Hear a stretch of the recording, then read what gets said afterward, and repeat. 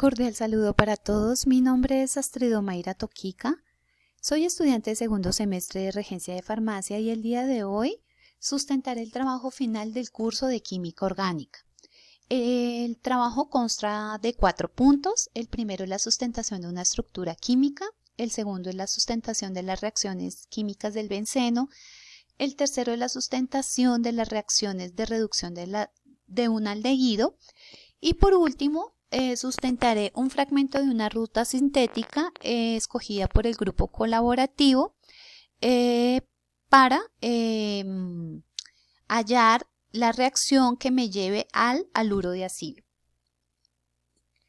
Bueno, el primero es la sustentación de la estructura química. Hallaremos el grupo funcional, la fórmula molecular, estructura química del isómero y la nomenclatura del isómero según la IUPAC. Bueno, yo escogí la estructura química de la 4-metilacetofenona. Esta pertenece al grupo funcional de la acetona. ¿Por qué es una acetona? Porque posee en su estructura química un grupo carbonilo, es decir, posee un átomo de carbono unido por un doble enlace a un oxígeno. Y a su vez, este átomo de carbono del grupo carbonilo está unido a 2 carbonos. ¿Por qué se dice que la 4-metilacetofenona es una acetona mixta? Porque los 2 grupos R que se encuentran al lado del carbono del grupo carbonilo son de diferente grupo funcional. En este caso, por este lado encontramos un grupo fenilo y por este lado encontramos un grupo metilo. La fórmula molecular de esta estructura química es C9H10O. Eso significa que tiene 9 átomos de carbono, 10 átomos de hidrógeno y 1 de oxígeno.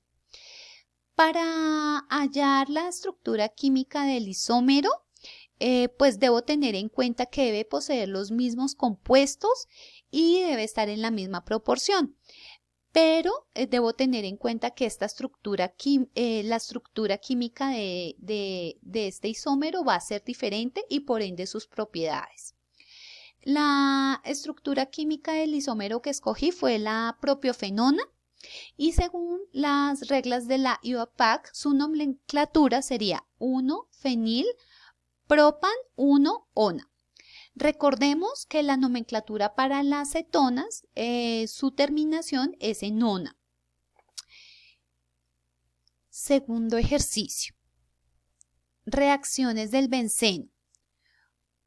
¿Cómo dedujo las reacciones químicas que experimenta el benceno para llegar a la 4-metilacetofenona y explicar por qué el grupo acilo se encuentra en posición orto con respecto al grupo alquilo?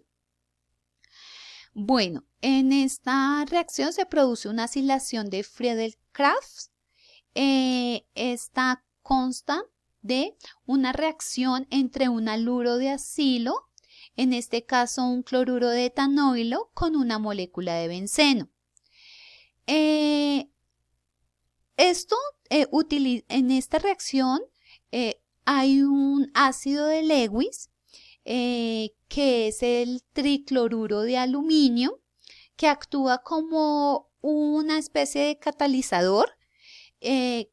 Este catalizador reacciona con el haluro que se encuentra en el haluro de acilo, en este caso este cloro, provocando su salida y da como resultado un carbocatión carbonilo. En este caso es este carbocatión.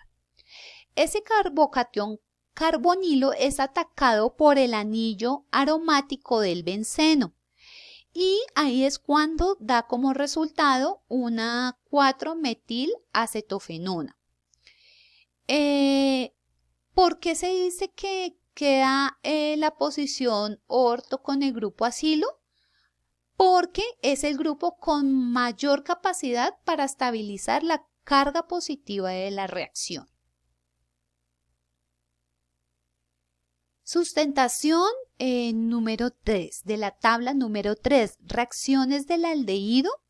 En cuanto a una reacción de reducción, con hidruro de aluminio y litio. Bueno, el aldehído escogido es el butanal. Recordemos que un aldehído posee también un grupo carbonilo como las cetonas, pero